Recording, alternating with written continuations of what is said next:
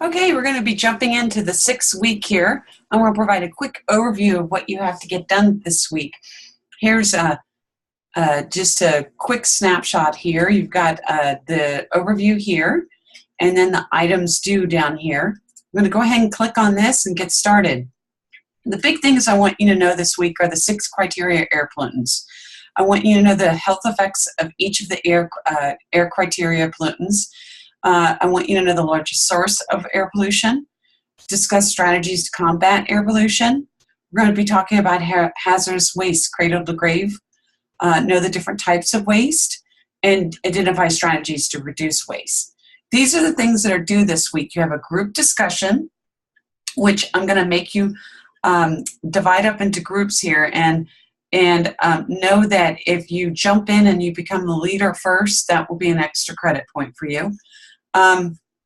There's going to be a Kahoot challenge, and I really want to encourage you to play this. You'll need the Kahoot app to do it, but go for it. If you don't have the Kahoot app, I'm going to open it up Thursday night for a competition. And then we have a chapter reviews on air and waste management. But I'm hoping you're going to play the game because that's fun. So let's get started. The first one is the clean air. And I'm going to go ahead and move over to my PowerPoint. This will start to download on yours. And actually, I'm going to go ahead and keep it here because it just downloaded. When we talk about clean air, and let's make sure that this is sharing. Oh, yes, it is. We're talking about, of course, air quality. And one could say is when you can't breathe, nothing else matters. When you can't get a deep breath, you start to obviously have asthma, but it feels really, really scary not to be able to breathe. So one of the things that they started to do is the EPA, Environmental Protection Agency, set air quality standards around 6 criteria pollutants that we're going to talk about. We have in Kern County and in California, we have something called the California Air Resource Board, which is tasked for the whole state to improve air quality. And then within our area, Kern County, we have the San Joaquin Valley Air Pollution Control District and the Eastern Kern Air Pollution Control District. And they regulate air quality. In other words, they would fine and set policies. So moving on, what happens when you can't breathe? What happens? And so if we start to look at your lungs and we start to go deeper into it, we'll see the bronchial pathways and alveoli that are in little air sacs that are in your deep within your lungs. Is where the air passes through, where in these little spaces, the CO2 and the O2 exchange in and out, and they go into our capillaries, which goes into our bloodstream. So as that's going in and out, if they start to constrict, and I'm trying to remember if this next slide does it. No, it doesn't. If they start to constrict, start to think of the airways actually starting to close down and constrict and start to tighten up. So the ability to actually breathe, to have that exchange, does not happen. And people often talk about it like as if they're trying to breathe through a straw. That's one of the exercises actually when they're trying to raise asthma awareness or constricted breathing. They have people breathe through a straw. But anyone who's gone through an asthma attack will probably tell you that it's much more than just being able to breathe through a straw. It's trying to gasp for air like a fish out of water. Just cannot get that oxygen and be able to breathe. So that's important for air quality, because when we start going over these air criteria pollutants, you're going to start seeing how each one of these air criteria pollutants can get into the bloodstream and cause harm or constrict the ability for the oxygen, the carbon dioxide to move. So one of the things is that you'll see that your environment can be affected by air pollution. You can actually start to see it in the environment. And if you see things in the environment, if you remember just from basic science, our plants play a very important role and exchanging oxygen and CO2 in our environment. So if you start to see your environment get impacted by air pollution, know that it is also impacting your body. So there's something called sensitive populations. And when I talk about sensitive populations, I'm not just talking about, someone who's crying and unhappy. And actually, I think in this PowerPoint, if I go to it, I'm going to go ahead and share screen here. Let me see here. Let me get to my Zoom. Share and get to that PowerPoint. Good. I'm in there. If you're able to download the PowerPoint,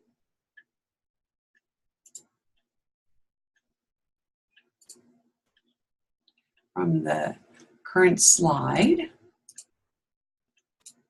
I want to be able to have you see this, guys. So play from the current slide. You'll see that it's more than just being sensitive. It is more than that. It is about sensitive populations such as children. Children are sensitive populations because they're growing. People that are playing outside and exercising outside can be vulnerable.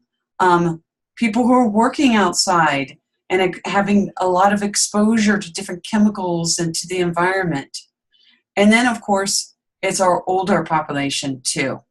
So these are considered sensitive populations. So when you see that air quality is not possible for people and they say that they need to restrict to sensitive populations, they're talking about these groups. So what's on the inside counts, but also when you see on the outside is reflecting and showing that. There's a cute little girl. That's sweet. So let's talk about air pollution. When you talk about air quality, you have to understand how we're positioned in the valley really makes a difference. And so air can be coming from China and from the Bay Area and actually come into the valley and get trapped here. And one of the big things that they talk about is that something about CO2 sequestration, where they start to trap CO2s and try to contain the greenhouse effects. So we really care about the criteria pollutant in these two air districts, these two areas in Kern County, the San Joaquin Valley Air Pollution District and the Eastern Kern, is because we are in the central area and we're really impacted by the air that comes into our valley. So having two control districts is really important to us to help control the air pollution in our valley. So when I talk about criteria pollutants, you're going to need to actually be familiar with these. The first is particulate matter, and particulate matter is something you do not visibly always see, but it is the largest particulate matter criteria pollutant. So sometimes it can actually be visible. So think of dust in the air and things that are floating around. It's called particulate matter. Sulfur dioxide, and we're going to be talking about that. Carbon monoxide, nitrogen oxides, ozone, lead, and then volatile organic compounds. These are things that evaporate and go into the air. They are not stable. So particulate matter, this is the most visible form of air pollution. You don't always see it, but it's the one that you would actually be able to see. They're products of combustion, so like fire, you'll see smoke. They were the first to be regulated by total particulates.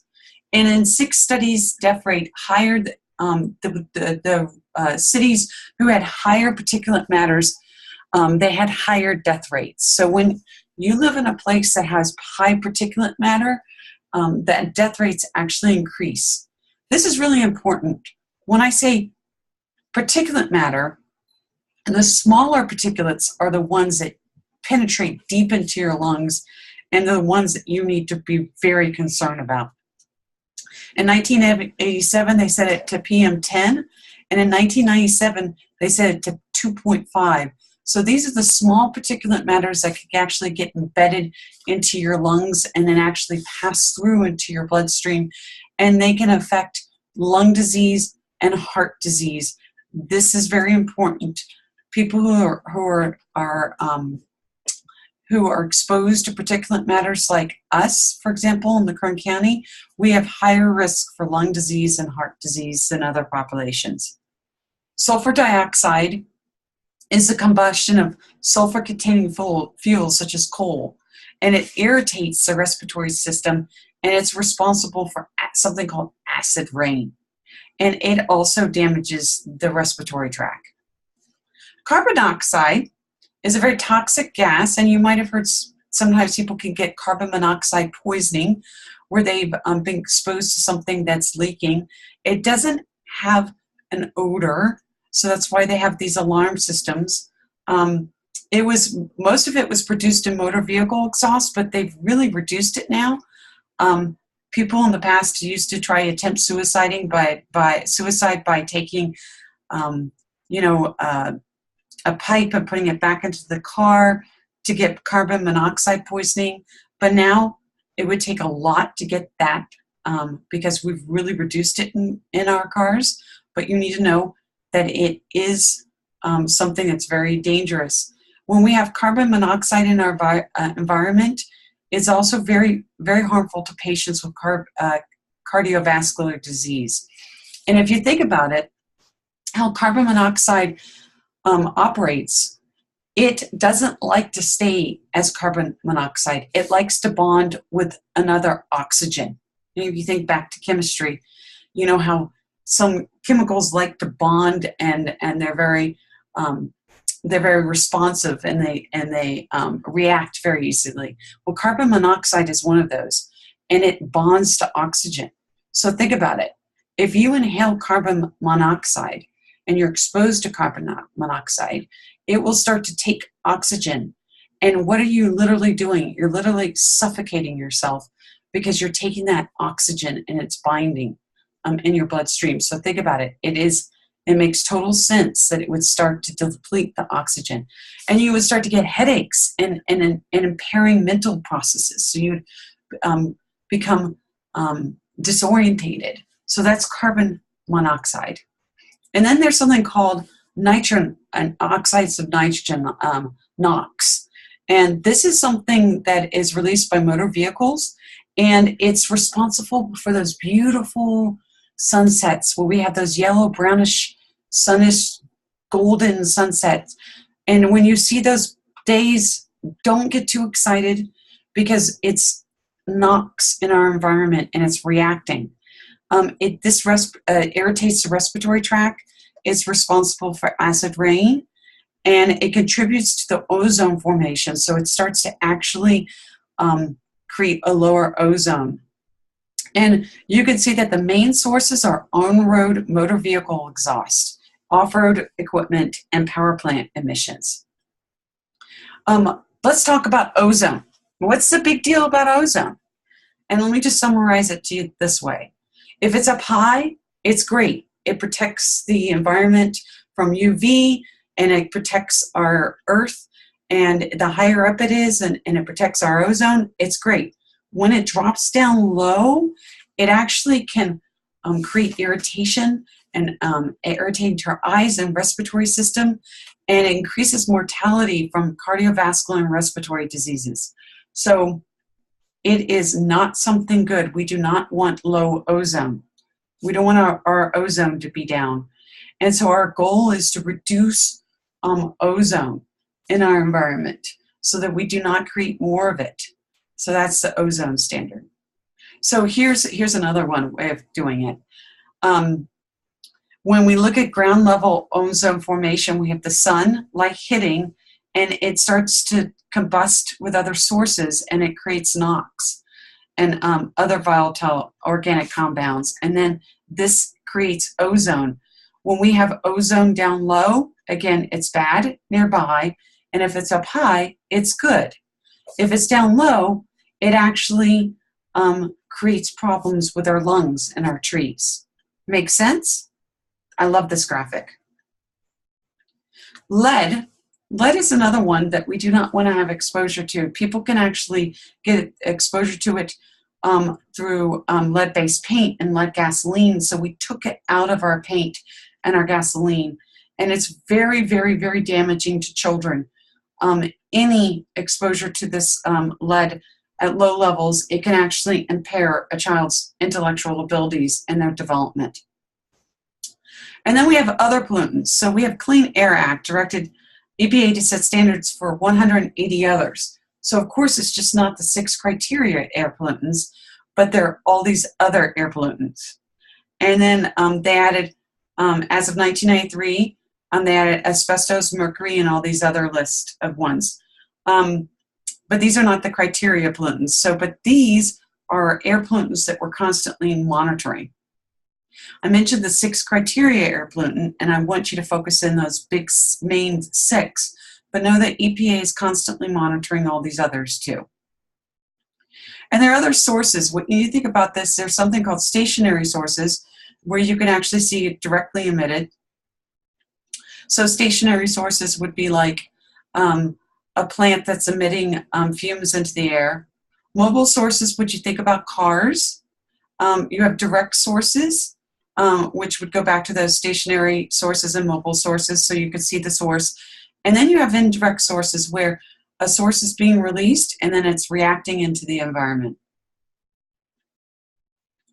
So one of the big things is they want to start to plan and monitor and evaluate all these sources so we can start to reduce air pollution. And the reality is that it's been going on for a long time. If you go back and you read about Great London, they actually had a fog come in and trap in and create the smog, and the exposure to all the smog and endanger sulfur dioxide. They were burning a lot of coal. It created all these deaths, and you can read about it in your book. But we have trends. We are constantly looking at our trends. And you can see that we are in a non-attainment area. That means we are out of compliance. But we're constantly looking to get into attainment. And yes, things have gotten better. From 2003 with 116 days to 14 days in 2014. But when you think about sources, what do you think is the main source for air pollution? The major source for air pollution are vehicle emissions. And the biggest one is heavy-duty trucks. You think about all the trucks that are coming in through Kern County, both Highway 5 and 99, plus a geographic location of where we are and how the air gets trapped in our area because of inversion, because it just gets trapped by the mountains range. You could see that we are constantly struggling with our air quality. But the thing is I want you to understand that there are things that people can actually do to reduce, to be knowledgeable about air quality. And on my discussion questions, the discussion questions I put out to you this week, I want you to think about what people need to know about air quality and how can we demystify it. So in your discussion groups, I want you to be talking about your air pollutant and really talking about one of your criteria air pollutants and really talking about how people can know more about this. So it's really about people feeling like they can actually make a difference and making a difference in everything that's around us. So there's all these incentive programs out there to help reduce air emissions and air quality, and people need to know that they can do things even down to how they use their car and getting an electric car, a hybrid, that they have rebates out there. And if they're in the industry, there are things that they could do to make a difference. Even how we plan our community makes a difference. So these are all the different things that are being done out there, from biking to work to Air Quality Day to all these different things where we're starting to really make a difference, to even how we regulate our cars to reduce the emissions in our cars. And so by the end of the day, there really are no excuses and no explanations or no regrets. We need to be thinking about our air quality all the time. So I want to show you guys this one website. Here, I'm going to go out to this website. And I want you to be aware that when you move to this, I'm going to go out to my modules. And I want you to look at this right here. There's something, if you've got lead, if you decide to do that in your discussion group, or you get appointed that for some reason, or you came in and you grabbed lead, this is some information about what happened in Michigan with lead, and constantly tracking down lead cases. And I would like you to actually go out and look at other cases too. Then the other thing is the criteria air pollutants are here. And then I'd like you to take this look at the Valley Air Report and click on this link right here. And I want you to look at the air quality forecast and the RAN alerts. People need to know that how they and when they exercise is really important. So right here in Kern County, this is our air quality. And right now we're doing pretty well. We're at level 2. But note that if it's at level 4 or level 5, you should not be exercising outside. And even at level 3, that's sensitive air populations, and you need to be cautious about going outside. In general, air quality is best in the morning, and it peaks usually in the afternoon. And if we go back to a certain date, I believe you can actually do that, where you can go back to dates. You can look at the air quality. So check out the air quality there. Okay? Let's see what else. Okay, next. Let's going back to our criteria pollutants. So I want to make sure that you, here I'm going back into my module here.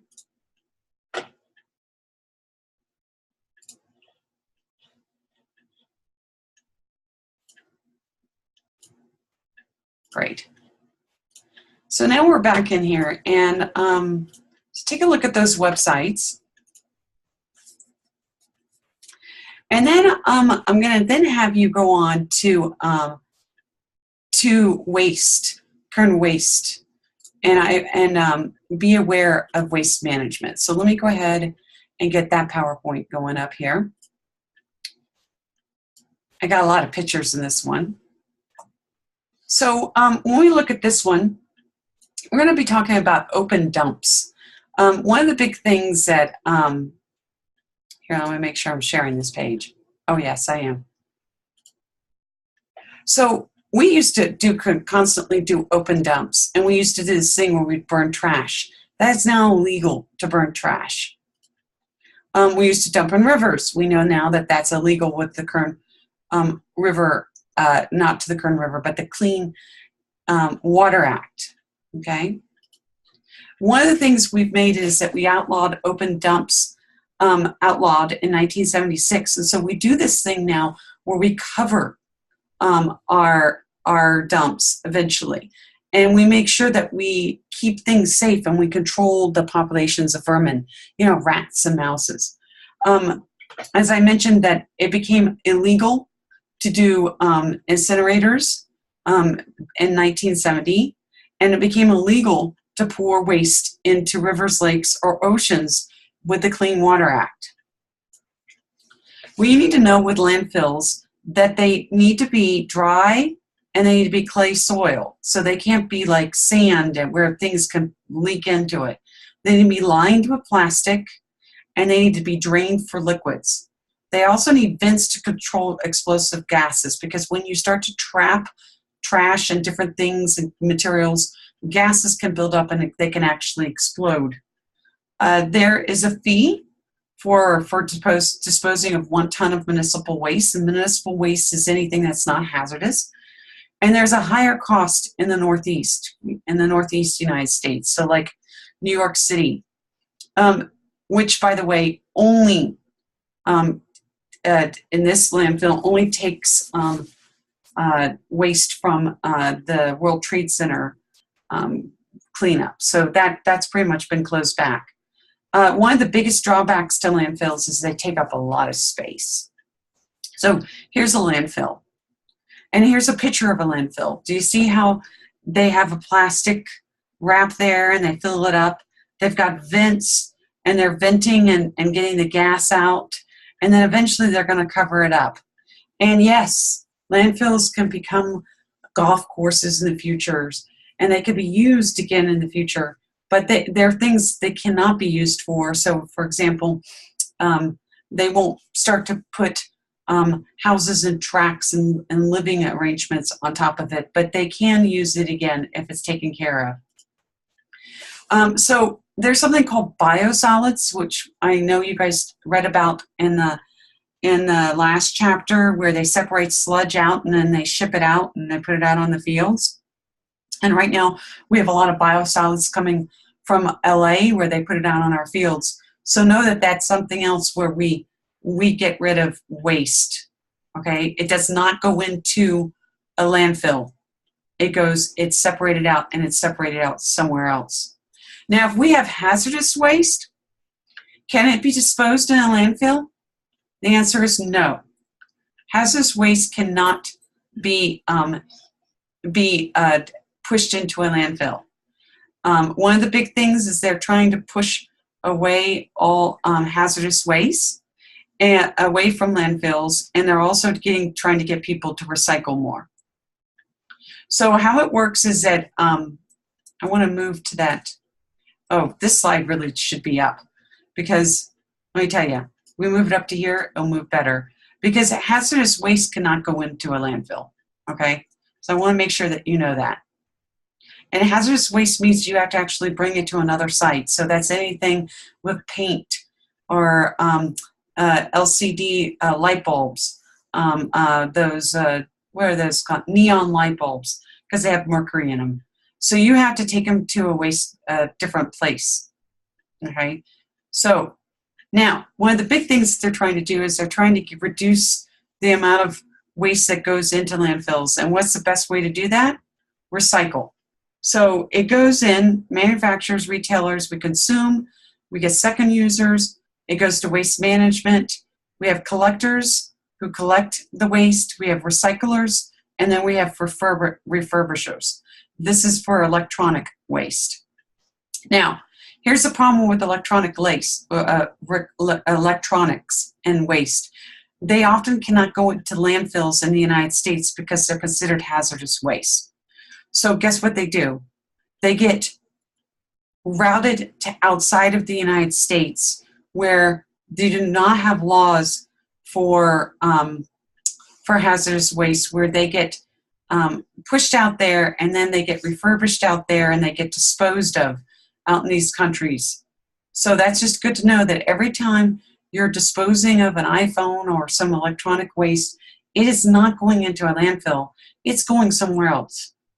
Now you might be like, oh good, it's going somewhere else. But the reality is that it starts to become a problem, and sometimes it's illegal. And as we know in the world, is that when things are being pushed all over the world, that eventually it will come back to affect our environment. So think about that when it comes to electronics. So how much waste do you think you generate in a day? And then how can you reduce the volume of this waste? Right? And then coal ash, do you think that should be dumped out there? No. One of the big things is that it should not be dumped and just flippantly. It contains heavy metals and contaminants. So very important. And so they're constantly trying to regulate that. And regulated by EPA, but the reality is that that is constantly creating awareness, is that we just cannot dump coal ash out there. So one of the big things is that you can click on the Love Canal and the disaster that happened there, where they actually put homes and people over a hazardous waste area, the Times Beach. So we have something where we say cradle to grave now, that you cannot take a hazardous waste, and from the moment you create hazardous waste, you cannot just dump it. You need to constantly thinking about where it's going to go and where it's going to end. That's called cradle to grave. So waste need to be thought about from petroleum refining, pesticides, manufacturing, pharmaceuticals. Okay, constantly we have to think about this. It's called cradle to grave. But in Kern County, do we have to worry about this? Yes, there's something called a violation, and you can actually report hazardous waste. And if you go to this website, you can learn about violations in your neighborhood, and you can get alerts. There are constantly people screening, and you can look up and you can see the violations that have happened here in Kern County. I want to point out, and I don't see it here, but I want you to also go, I'm going to put a link on there to the EPA Superfund site. We have 2 Superfund sites here in Kern County. And when I say Superfund means it's a major cleanup area. So I want to make sure that you hit on that too, that you know what a Superfund site is. So here are some things that have happened in our area. Here's a chemical fire that happened out in Mojave. And these are chemicals, and this is hazmat coming in. And so they're coming in and they're cleaning up these chemicals. Ooh, chemical runoff. Here's the cleanup afterwards. And so you need to know that the fire department and the Kern environmental health department are working together to clean up these toxic waste. So these medical chemical drums, they can be very dangerous. Here's a meth lab. So meth labs, when they need to be cleaned up, this is one out in Foothill, and they're toxic. They're using chemicals that are flammable and are highly toxic. And so this is them cooking the meth, and it is creating all the different extractions, and then they're dumping it onto the ground. These are toxic. And so what this does is they don't know what they're doing. The waste are dumped out there. They can transport and dump it off site. The cleanup is extremely expensive, and then it reduces your property values around you. And who pays? We do. Here's a rail car detainment, and you can see this is toxic, and it's being cleaned up. Oh, good. I want to make sure that you realize that there's something called a Superfund site. So let's say from all these different sites that I just showed you right here, that it's so toxic and so bad that it can never be cleaned up responsibly. Like, in other words, no one should go in there unless they're fully in a hazmat suit. And that's something called a Superfund site. This is where EPA comes in and they start to clean up old waste sites. And they come in, and it's like a lot of money to clean up the sites.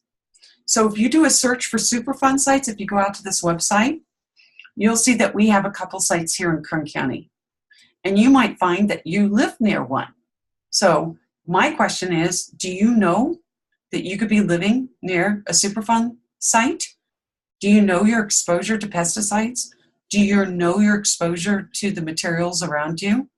Become aware. Go onto this website and get in there and drill down. So look at this EPA fund site and think about it. Are you exposed? And then later on, I think I'm going to, on another chapter, I'm going to post the pesticides website where you can see your exposure to pesticides. Okay, so these are definitely take a look at this PowerPoint. Really interesting.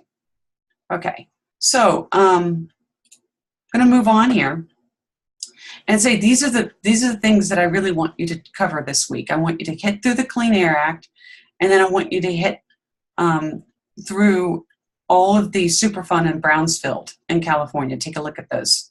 You're going to do the chapter review, and you're going to do the hazardous waste chapter review.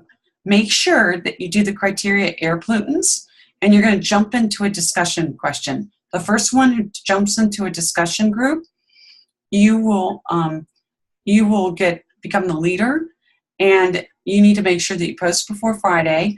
And if you become the leader, I'm going to give you extra credit. So go ahead and get started on that. Also, try the Kahoot and see how you do. All right, good. Let's see here. I'm going to stop the share, and I am now going to end the meeting. Have a great week.